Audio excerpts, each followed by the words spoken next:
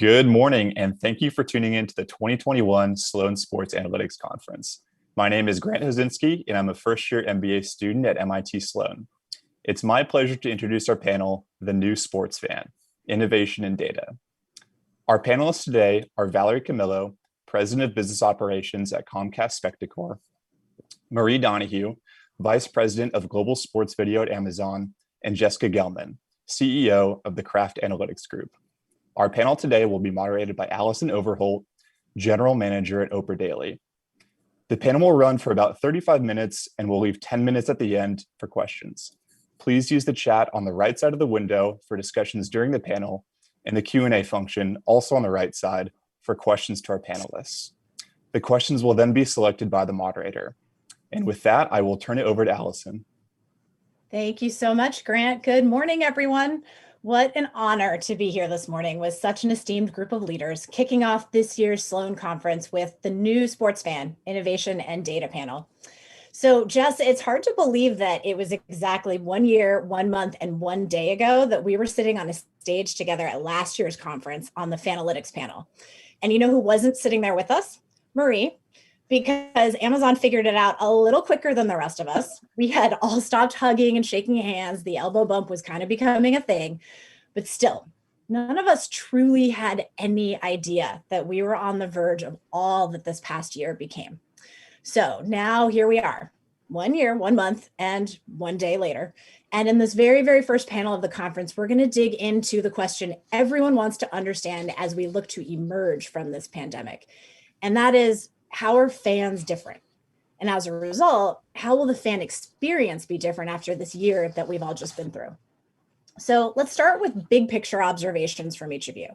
We're all familiar with the immediate impacts that COVID had on sports, the interruption of seasons, watching games from home only for a stretch, as leagues played seasons with no fans, and then the crashing together of different sports seasons as sports began to return. So this first question for all of you, what's your long-term sense of how COVID has changed the way we will watch, attend, and think about live sports? What are your big picture instincts about what's different now? You want to start us off, Valerie? Yeah, so I'm obviously involved with the live entertainment, live sports business. Comcast Spectacor owns and operates the Wells Fargo Center and the Philadelphia Flyers. And, you know, when I think about how people are going to think about live sporting events going forward, the thing that comes to mind to me is the pandemic showed us that how important community was. And in modern society, one of the very few things that communities, cities come together around in a shared passion with a belief and in a sense of agreement is on their sports teams. And so coming out of the pandemic, I think people are going to be hungry, first and foremost, for community. And we as operators of venues and sports properties are going to be positioned to deliver it. And I think it's going to open up a golden age of live sports and entertainment. That's an exciting prediction. I like it. Marie, how about you? What do you think? Sure. So I come at it from a slightly different perspective at Prime Video, where we're an OTT broadcaster, a membership service. So look, I think the impact during the pandemic was huge. Like many people, we really missed live sports when we didn't have it. And especially with fans not allowed into the stadiums, they really needed the support and flexibility of broadcasters. And we found it was a great opportunity to serve our customers even better. So we became, we ended up offering more sports this past summer than we were ever planning for. We were delighted to deliver them. It was a bit of a reprieve for fans. And I think as a team and as an industry, we've become really adept at moving quickly. And at Amazon, we're really focused at delivering the same high production values. And that runs, from technology through to the end user experience. So a few examples, we created a tennis tournament in the UK. It was the first behind the scenes closed door UK tennis tournament with Jamie Murray. We worked with the Premier League as part of Project Restart, where we were able to not just take additional matches, but also offer them free to air, which was new over there. And we also created a brand new rugby tournament in the UK. And we also ended up with Bundesliga matches at the last minute. We offered 13 matches as part of their Project Restart. So I think fans were hungry, and I think they did find new ways to consume those sports. And we were really happy to be one of the services that was able to really be there for them during this difficult time. But I think they loved it. Numbers were up, usage was great. So I do think fans will start to expect more convenience, variety, and value from their broadcasters. How about you, Jess? Big picture predictions on how COVID has changed things. Well, I think a couple things. First and foremost, I'm going to take a look at it from the fan perspective and what we're seeing.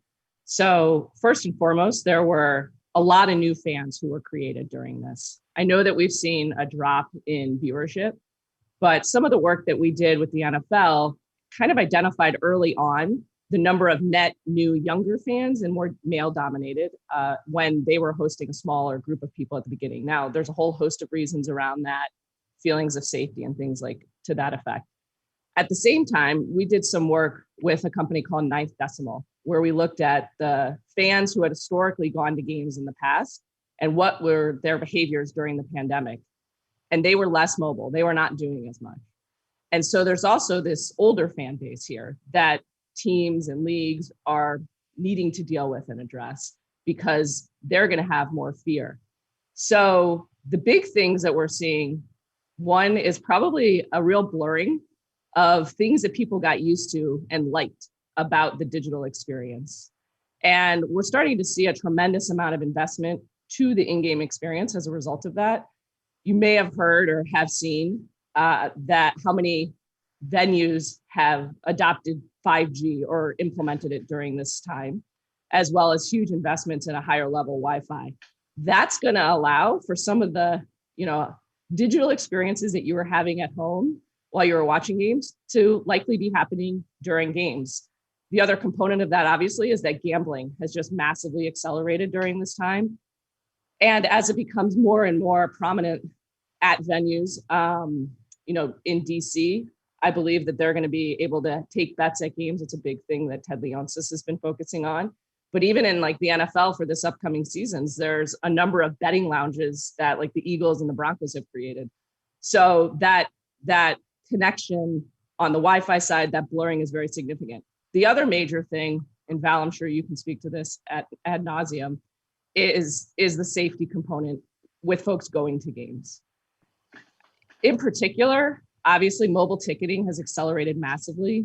People like this whole concept of not wanting people to touch things, the contactless. I mean, me personally, I had never used Google Pay before, or Apple Pay. I'm not an Apple person, but before the pandemic, I won't give my credit card to someone now. And those changes with safety, and I think more than that, the communication that teams who have older fans are going to have with their fans about the safety precautions that are being taken is just massive. So a blurring of the line and real forward movement in technology at the venues for the fans in a positive way that I think will make it a better experience. Val, I'll follow up with you more on that later on so we can get into some of the in-venue changes that your organization has already made. But Jess, let's stay with the data for a second. Sure. There was so much of a focus across the industry on the return of games, but your group focused on the return of fans, and you launched some really important research. Can you tell us a little bit about that? Sure. I'm really proud of the work that we did, and big kudos to the Kager team that's continuing to do it. But we created a fan demand index through our Future of Live Events in Sports, and we picked 32 markets across the United States to do some web scraping of publicly available information around economic data, COVID infection rate, and then consumer behaviors. Last April, as you kind of alluded to, Allison, here in Boston, we just saw such a dramatic difference from what we were experiencing from the rest of the country. And given the clients that we have that are, really across all of the United States, we knew that there were going to be learning. So we wanted to take this macro view and apply it. And so we've been doing this every couple weeks, sharing it out. And I think just where we are today, we're probably back to, in terms of fan demand, where we were last November. And a lot of that is really due, and this is across the US, and a lot of this is at a macro level, this is due to the vaccinations that have been accelerating massively. I think we're at about 30% of the US that can be, meaning excluding children, that can get vaccinated. And probably in about a month and a half, we'll be at over 50%. And that's just so meaningful in terms of people's confidence and safety. But I think what we're seeing meaningfully are the differences between, let's call it the Northeast and the West Coast, from the South, the Southeast, the Southwest, and a little bit of the Midwest, which is kind of bopping up and down and in between. And really, we just see very significant different approaches from the local governments to opening up their markets, as well as, politics, unfortunately, playing some significant role. But, it's been fascinating to see when there's high infection rates in certain parts of the country, the fan demand has stayed very high. And then other parts of the country, that's like really the South, and then other parts of the country like San Francisco, that has had very low infection rates for a long time, but the consumer behaviors to go out and be mobile, which is our kind of predictor of likelihood to want to attend games, or one of them, it's a multitude of factors. Their fan demand has remained very low because they're much more cautious. So, we're tracking it really closely and trying to help the teams and the leagues who are going to be welcoming fans back so that they can take the right measures of what is their fan base actually feeling. And, we've had a lot of organizations support it. The Dolphins have provided data to us. Zoom has provided information and worked with us, same with Ninth Decimal. So, I think right now even though the infection rate is up right now, about 14% in the last couple of weeks, with vaccinations, we're seeing a huge increase in demand overall. Fascinating. So with that fluctuating demand with different circumstances and people's personal sensibilities, Valerie, there's been so much focus on, the negative impact of COVID on sports, but has COVID actually opened the door for your organization to find opportunities to reach new fans? Yeah, I would say that it has. And just to touch on what Jess said, we did an extensive amount of surveying and assessing, predicting fan behaviors on return. And we found, there were a lot of dire national surveys very early on about, people will never come back and they won't feel comfortable even after the vaccines. And in our local surveys, we were hearing different results. And maybe that's just because you can't scare a Philly sports fan. But we had on average 80% plus were saying strong intent to return. But it wasn't just what they were saying on a survey. We had durable data in terms of how many of our season plan holders wanted to keep their money on account with us throughout the pandemic shutdown, which I think spoke louder than anything else, any other data point that we had. When you have 90% of your season plan holders saying, I want to keep my tickets, I don't want to lose my place in line, hold my money for a year, that to me was a very positive sign that we would emerge perhaps better than what some of the early surveying would indicate. But we have found new ways to reach fans. I'll give you two examples of that. During the shutdown, we have an annual Gritty, who's our mascot, 5K fun run, and it's a costume experience. It's kind of a zany live event, and we never really considered it anything other than your standard in-person run. And this year we had to take it virtual because we weren't allowed to operate or run through the city in a traditional way. And we ended up having more participants virtually than we did as a live event. And those participants were from all 50 states and internationally as well. And so that opened our eyes to why would we ever go back to just having an in-person version of this? We're going to continue with a live event in Philly and a virtual event for our fans around the world, which there are many. So that was one example. And then another is we had a lot of time. I mean, one of the things that sports properties, operating venues, operating teams, it's a 270 event per year business. And you've got to sell the tickets, you've got to market the event, and it's on to the next one, you've got to execute.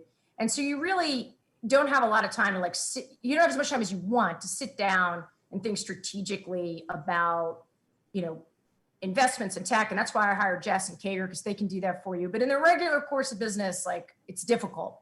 But this was a year where we had certainly more than ample time to do that. And we launched a number of special projects looking to make the maximum use of that time so that when we came out of it, we would come out of it strong and on an upward trajectory for revenue. And one of the things that we did was in partnership with actually our linear cable provider, Xfinity, we introduced a new way to market tickets. So we figured out an algorithm to run 30-second spots across the cable network, and with the ability to be prompted in that spot to speak into a voice-activated Xfinity remote. So it would give you a prompt to say Flyers, and you hold a button, say Flyers, and then it would send you a customized offer that could be acted upon in real time. And in terms of reaching new fans, we saw that 80% of the people who acted upon these voice prompted offers were new to us. They were not in our database. We didn't know them. And 60% of them were women. So, that's just one example of taking the time to invest in a project that otherwise might have always been on the list, but never really quite came to fruition, and leverage it to reach new fans to help us come out of this stronger. So let's stay on that for a little bit, because that's a really interesting thing, that we have this time of no sports. You can actually then, pivot to spend attention focused on thinking about strategic planning, thinking about things that had always sort of been on the bubble, but maybe pushed down bit by bit. So that's a really interesting technology investment that you made. What were some of the in-venue changes that you made, the technology investments there that you used this time to implement? Yeah, so if you would have told me back in March, and when Jess was holding the last version of the Sloan conference, if you would have told me when we first shut our arena to public events that it would be a year before we welcomed guests back into the building, I would not have believed you. And so once we realized, as the weeks went on, that this was going to be really an industry altering pandemic, we quickly pivoted towards operational planning. And what do we need to do to change our venue to reopen safely, first and foremost for the public, but also to get their confidence? And so we even thought that needed to not just be a phenomenal operating plan, it needed to have like a marketing wrap around it. So we branded it Back to Broad, because our arena is on Broad Street. And it had three primary components. The first was investments that we were going to make in the arena from a health and safety perspective. And predominantly, this is a virus of airborne transmission. What we were going to do to focus on air quality within the arena. And we had for sustainability purposes, initially, an $11 million upgrade for our HVAC system that ended up being completely fortuitous because it also refreshes the air in the arena every 30 minutes. And so from a pandemic perspective, you can imagine how valuable that was to us practically and from a confidence perspective with our fans. So we made a number of tech investments, focused on the health and safety side. We also designed and implemented an entirely new sanitization process and protocols for the arena, both before, during, and after events. And then the final thing is that, we had, as alluded to, this strong need to reduce contact points between our guests and our employees. And so from looking at it from the lens of touchless, we were able to fully adopt NFC technology for digital ticketing, for scanning into our parking areas, for purchase of retail and concessions. And we leapt ahead with the design, implementation, and rollout of those measures under the guise of, health and safety. And they were welcomed by fans, where in the past, arguably, we were always afraid of adoption and resistance. And so those were kind of the three primary areas. And of course, when we reopened, we've had masking and social distancing and all of those other requirements in the venue. But those were the three primary facets of our operating plan. That's really fascinating. We've all read so many predictions in other parts of the business world around, this pandemic has caused us to leap forward by, this much time in distributed workflows or, workforce technologies. If you had to put an estimate on it, how far ahead do you think we've leaped forward with these kinds of technologies in sports?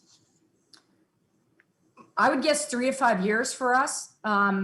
You know, I was having this conversation the other day with my chief business officer, and he said, you know, look, these technologies have been around for a decade, and most venues haven't implemented them all. You know, you think about like Tap In 2 and some of the other vendors, and this forced it across the board. So he was arguing it was actually even longer than that, but my estimate's about 3 to 5 years. It accelerated us, and to our benefit, because as Jess knows, this isn't just about seamless and frictionless. It's about the data. And so if you're well positioned on the back end to capture, analyze, and leverage the data you're getting from now your parking, your concessions, your retail, your ticketing, data that otherwise was unavailable to you, this could actually be an accelerator for our business in that regard as well. Absolutely. So Marie, I want to come back to you for a second here. During this time of no sports, you were talking about actually used it to innovate additional sporting event opportunities that you could then bring to Amazon. You know, what other aspects of your content strategy did you adjust, or how did this time of COVID adjust how your team was thinking about things? Well, look, we always start with the customer. And so when we look first at the customer, and so obviously customers were going through a difficult time. So we start with them. We don't think there's a one size fits all approach. So what you'll see us do when we offered the Bundesliga matches, the restart matches at the last minute, that was very specific for the German fan. And so you'll see that we actually have not adjusted our thinking too much because we start with customers so much. We believe in there's not one size fits all. So that's why sometimes we do exclusive deals, sometimes we do local deals, sometimes we do multicast deals. So the way we look at it is we like to be flexible and innovate and iterative. And there's one thing we do, I think we talked about this, Allison, a little bit when we were prepping. We see things as one-way doors and two-way door decisions. So a one-way door decision it's almost impossible to reverse, or it's really hard to reverse. It's almost like, for those in the audience, it's like quitting your job on a whim. It's something you really need to think about hard. You really want to, it's very hard to reverse. We think a lot of what we do in sports, particularly with the way we are flexible and agile at Amazon, it's a lot of two-way door decisions. So we're able to iterate. If we don't like what we see on the other side, we jump right back. And I also think what we're focused on, people are always surprised that, of course, if we have data, if we hear something from our customers or we see their behavior, that trumps all. That even anecdotes from customers are very valuable to us. But there's plenty of times we don't have data. And so we look at things as, are these two-way door decisions? Can we make decisions that we can learn from, adapt, or reverse if we need to? So we kind of kept our same approach, but we did have more opportunities, as mentioned. And obviously, innovate, as Val was talking about, on the production side, we've just innovated immensely and moved forward probably a few years as well. So we kept the same approach, but found more opportunities to serve customers. That's interesting to hear about the places where you look for data to rely on and times when there isn't data available and you find different ways to make decisions. And, you know, we were hearing earlier from Jess about some of the underlying data sets that you're drawing on in order to create your models. Valerie, are there any specific data sets that you use as you think about making the sorts of decisions that you've had to make? You know, I talked a little bit about the survey work that we did. You know, when I think about the data that we leveraged to look at our operational planning, I mean, we had some pretty sophisticated modeling looking at the air refresh in the arena, and really measuring the assertions made by some of our HVAC technologies. And would they be able to deliver that? And could we say that to the public? And so that was one area specifically around operations. On the fan side, you know, we were looking at building out some more sophisticated models that would help us coming out of the pandemic. And one of them is a customer lifetime value model. And that is aggregating and pulling together all of the disparate data that we have. And again, this was just another one of those projects that we didn't have time for. Pulling together all of that data to sort of say, which of these customers, when they enter into our system at any point, models out and predicts to be, more valuable over the life of their relationship with us than others. And in turn, if we know who they are, how would we modify our behaviors, our offers, our pitches, all of those things against that? And that was actually a project that we did in concert with Kager. And now coming out of the pandemic, we're leveraging that data in unique ways to offer specific targeted marketing messages, and then also offerings. And we think it's going to have a much smarter allocation and use of our resources, both time and financial. And maybe I'll just jump in here. Absolutely, Allison. Jess, I was going to say, tell us more about that. Well, I mean, not specifically on that, but one of the challenges is like, what is the data that we do have access to of what the fans are doing? And so in this case, it was like, which fans or customers are actually engaging with things like the Gritty 5K? I mean, that's like an extreme example, but just in general, was overall email opens or social media interactions up? And who were the types of fans that were more engaged? The perspective of customers keeping their money on account, like that's an actual behavior and piece of information. As impactful is the people who didn't. Who are the ones that are going to be at risk, who are pulling their money? What is that telling us about maybe their financial situation? So the surveying, super critical to give insights into the particulars, but then broadly, where can we take these more specific learnings? And so we did a bunch of work around this, and we created a COVID factor where we're trying to identify what are some overarching behaviors for our clients of their actual data that is indicative of concern. These people might not come. And then what are some of the specific actions that you can take? And I think I loved, Val, what you said about having a marketing wrapper around how you're engaging with the fans. I mean, that's so true. You're seeing this different customers and different types of customers need unique communication. So an older fan, a more tenured customer, which, obviously you have a lot of in football or hockey, like they're going to want to know that they might have a special gate, that they get to come in early and get situated, that the consequences of taking off your mask, as an example, is going to be significant. Like fans want to know that if you're not following the rules that are in play, that there's going to be an action that's taken. And that's very significant to communicate to that fan base. For the new fans, the younger fans, they tend to be younger in nature. The communication is different. They want to know, like, we're all dying to get back together, and I have not sat in a restaurant and had a meal, but I think the younger fans maybe have. So they want to know that they can have this kind of congregating area that is safe, that there is some distance, but that's also very significant. So what is the difference in the communication that needs to happen to that particular group? The other thing I wanted to mention that I think is Marie, that is like an important component of this, is one of the pieces of information that the teams and leagues don't have as much of is like, what are their fans actually watching, and understanding that. And, I don't, that battle for data as an asset is significant. And I don't see like a clear time when that information can or will be shared. But for teams, like they need to know who's tuning in and how the behaviors are changing. But again, like that's a really challenging thing to be able to share. It's the core, obviously, to Amazon's business. And, you hope that there'll be some more integration over time and ways to share information without sharing the data. Absolutely. So let's actually spend a little bit of time on that, the streaming world versus the live in-person experience. Obviously the last year streaming kind of became everything for a while. And so it's so tempting to frame up this streaming versus live debate and ask leaders like you, Valerie, how are teams and leagues planning to stay competitive with streaming for attracting fans? But do you even see it as that kind of debate? Is it a binary choice in that way? How are you thinking about your relationship with streaming companies moving forward? No, I don't see it as competitive. I see it as complementary. I mean, we can only, on our best night, get 20,000 people into the Wells Fargo Center for a Flyers game. There are way more than 20,000 people who want to engage in our product. And they're, as we mentioned before, all around the world.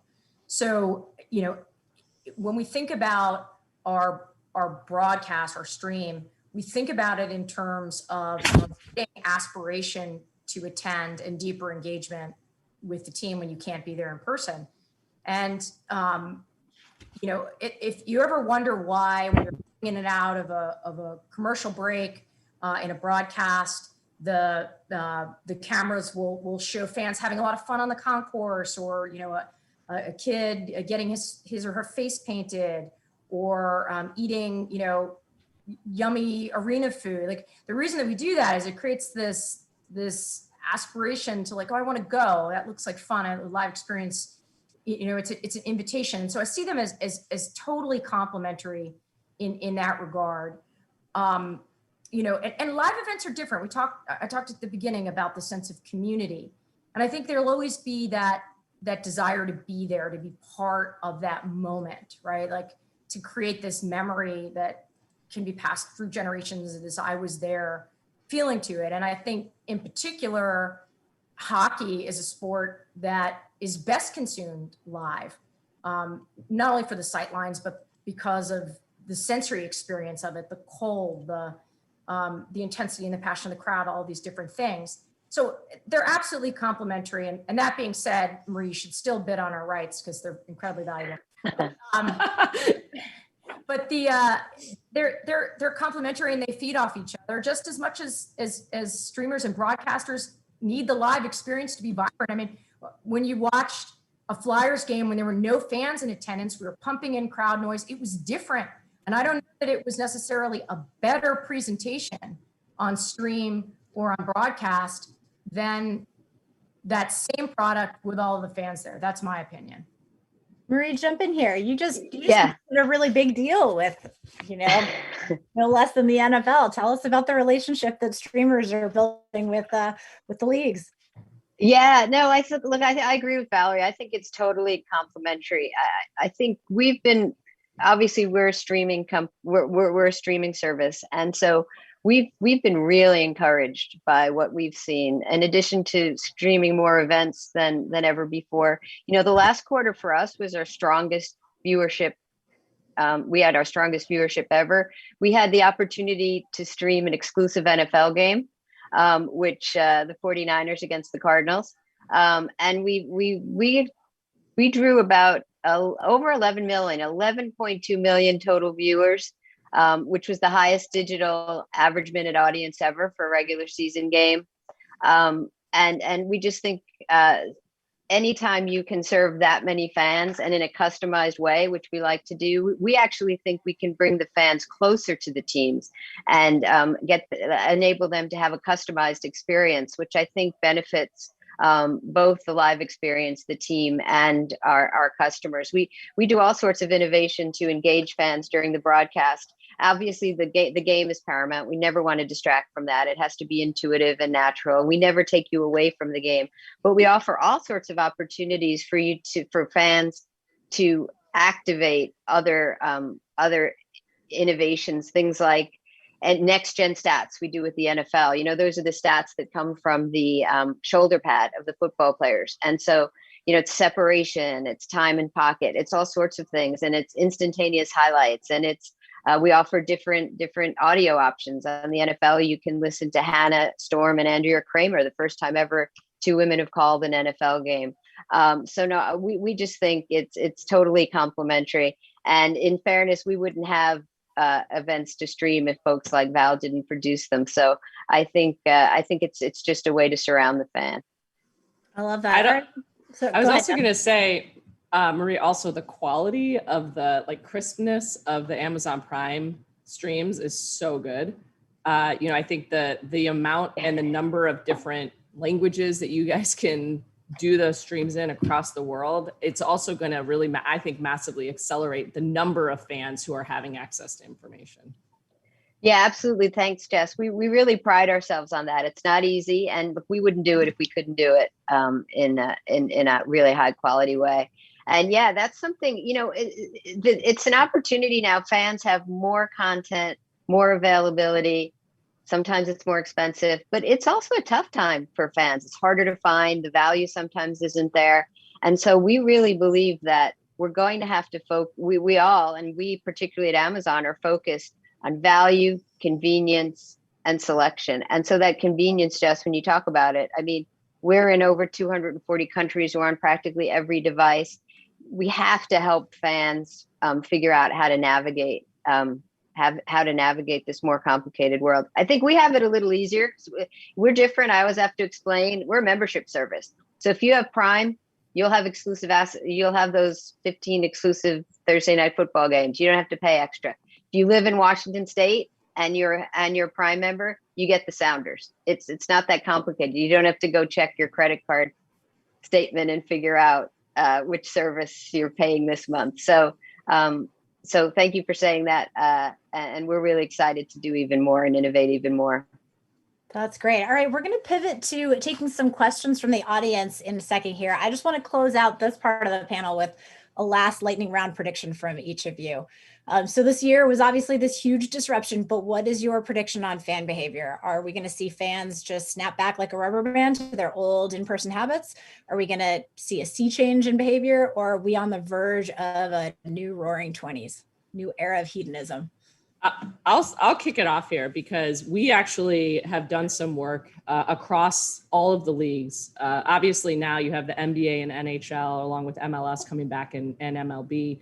But I mean, the NHL is coming back. They have greater capacity. More fans are able to attend games, but the sell-through and the actual attendance has been lower than what we've seen in the NBA. The NBA has more games though, so they have more teams that are having people at games.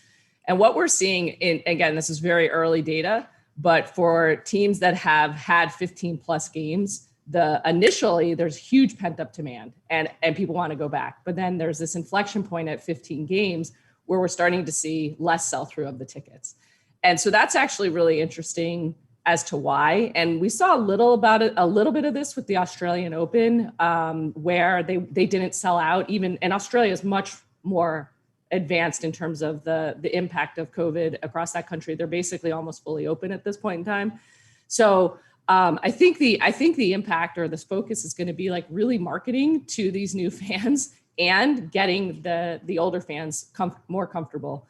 But I do think there will be a slow return in many cases, and it's going to be very incumbent upon the teams for that great communication and clarity of communication.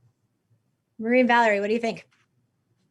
Yeah, so look, I do think people are eager to return to some form of normalcy. I agree with the panel. I don't think we're fully there yet, but I do think when time is right, people will return to stadiums in full force. The community aspect, as Val said, is incredibly important and irreplaceable. I'd also say, we can't predict the future, but I'm pretty sure some of these changes we've seen the last 12 months will be permanent. Things like we've seen cord cutting accelerate. We've seen remote production accelerate in a great way. We've seen streaming as a reliable and feasible option for live sports broadcasting, often a preferred option. When our exclusive NFL game, we found the time spent watching that game was 15 minutes longer than the average spent on a televised NFL game.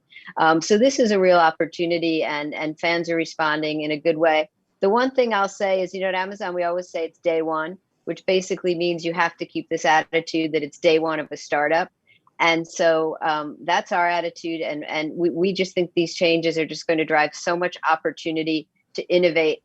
The broadcasting is ripe for innovation. Advertising is ripe for innovation, and customer experience is ripe for innovation. And so it's just an incredibly exciting time. And for those in the audience who are thinking of getting into sports, I've never seen it so ripe for innovation and such change and shifting sands. And that's opportunity for folks who want to get into this arena.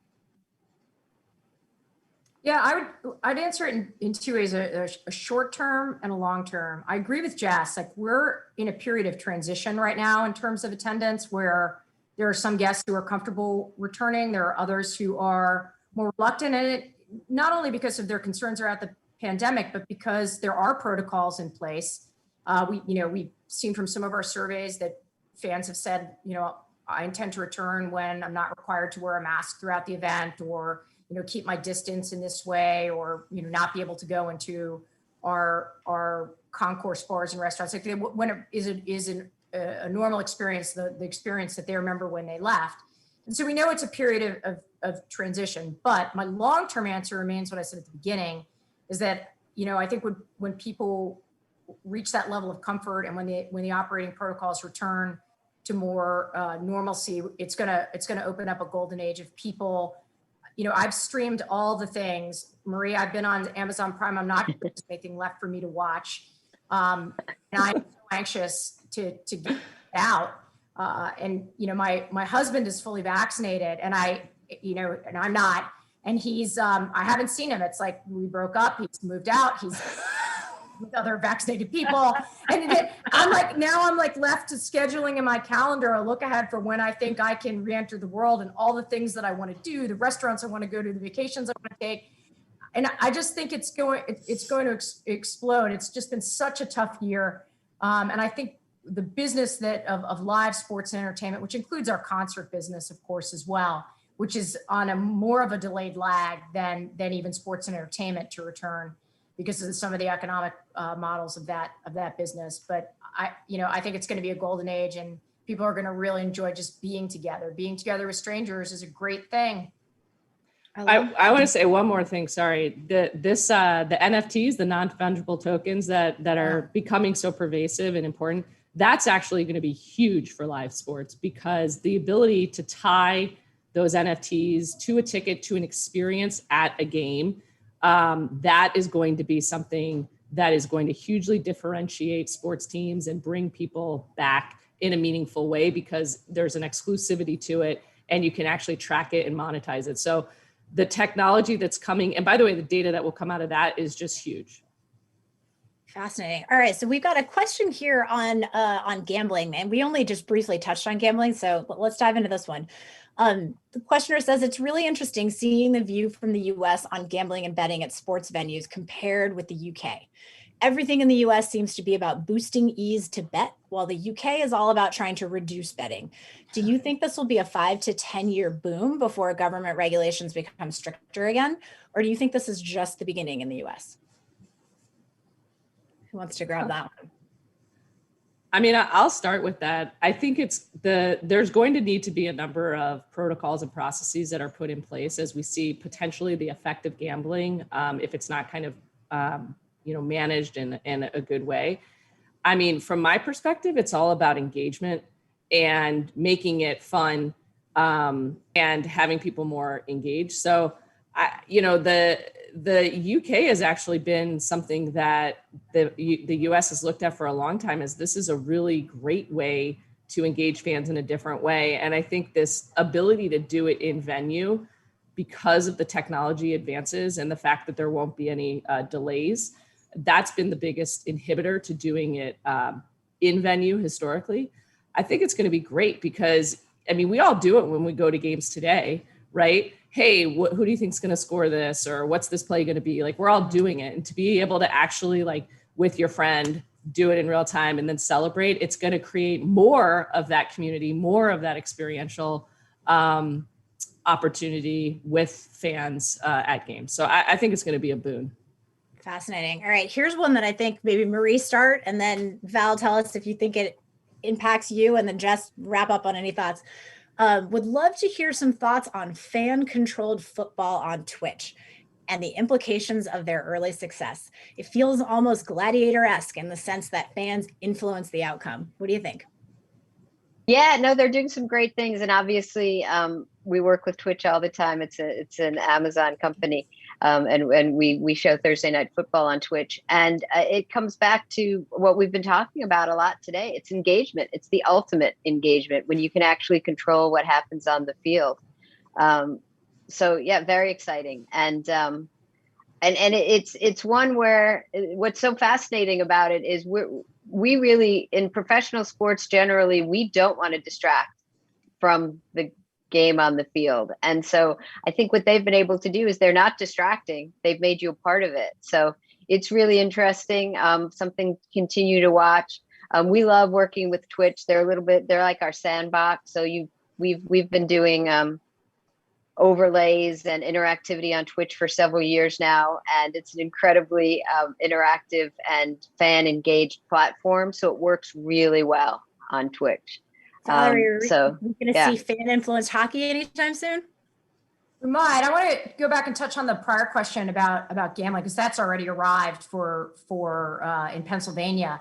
And one of the things that I've been thinking a lot about is just referenced earlier that sports ratings have been down in some areas, and it has not been down for the Flyers. Our ratings have been up 60% this season, year over year, and it's important to note that there's been no appreciable difference in team performance. So what is driving that? I mean, certainly the pandemic is part of it, but it's something that we're looking at is the legalization of sports gaming creating an enhanced interest and draw to the game. And we're really only scratching the surface of the integration and broadcast of betting lines and conversations around, how to think about these things. And it just strikes me, I'm in the industry, so I kind of am familiar with the terminology of sports betting, but how many people will ask me about, how do I do this, or what does that mean? And so I do think we're at the beginning of a very transformative period with sports gaming and how it's going to impact not only the live event experience, because we're certainly bringing some of these elements into game presentation and into arenas, but certainly also broadcast and stream as well. Jess, any last thoughts to close us out? No, this was a great panel. Thank you guys so much, and thanks for all of you for joining. I learned a ton. So absolutely, I'm doing the gritty 5K next year, Val. Count me in. Great ideas, great insights from these incredible leaders to kick us off this morning. Thank you all for joining us, and thank you for the conversation. Thanks, everyone.